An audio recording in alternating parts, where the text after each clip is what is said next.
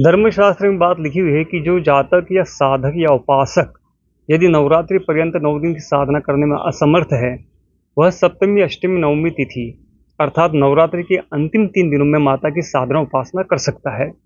यह कहा जाता है कि माता की कृपा इन 3 दिनों में वैसे ही प्राप्त होगी जैसे 9 दिनों में प्राप्त होती है।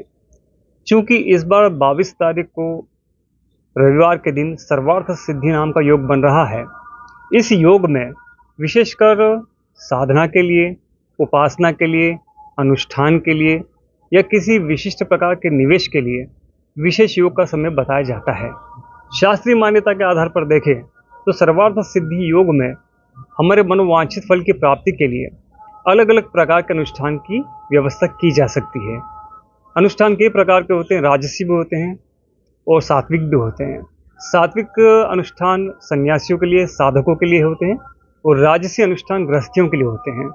जिन्हें धन की, अर्थ की प्राप्ति के लिए प्रयास करना होता है वे राजसी अनुष्ठान की ओर बढ़ते हैं और जो सात्विक रूप से प्रयास करते हैं वो सन्यासी अपने प्रकार से कार्य करते हैं। इस प्रकार से सर्वार्थ सिद्धि योग में ये तो एक प्रकार हुआ। इसके अलावा नए कार्य की शुरुआत हम कर सकते हैं। यहाँ पर जब बात आती है कि अष्टमी के दिन कन्या और बटुक के भोजन की बात आती है कि कन्याओं को और बटुकों को भोजन कराना चाहिए। 9 कन्याओं और 3 बटुकों को भोजन की एक संख्या निश्चित की गई है। यह अनुपात विशेष तौर पर शास्त्रीय दृष्टिकोण से भी माना जाता है। 9 कन्या 9 देवी के रूप में मानी जाती है, जिसमें सभी प्रकार की संपत्ति, समृद्धि, यश, वैभव, कार्य, प्रगति आदि इनकी प्राप्ति होती है। ऐसा कहा जाता है कि 4 वर्ष से लेकर के 10 वर्ष के अंदर की आयु वर्ग की कन्या को ही भोजन कराना चाहिए, क्योंकि माता जी का वास इन प्रकार की वर्ग आयु की कन्याओं में विशेष होता है। वहीं बटुकों को भैरव के रूप में माना जाता है, क्योंकि भैरव भवानी का संवाद हमेशा होता है। इस दृष्टिकोण से यहाँ पर बटुक और कन्या का भोजन बताया जाता है।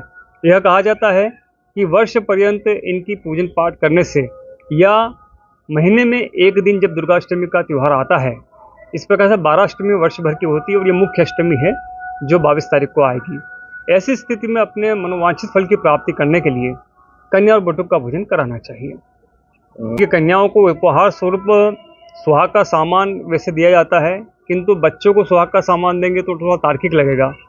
इस दृष्टि से बच्चे यदि पढ़े लिखे करते हैं तो उनको पुस्तकें दी जा सकती हैं, अन्य प्रकार की वस्तुएं दी जा सकती हैं, वस्त्र दिए जा सकते हैं, पात्र दिए जा सकते हैं या इसी प्रकार की जो व्यावहारिक वस्तुएं हैं उनका दान किया जा सकता है।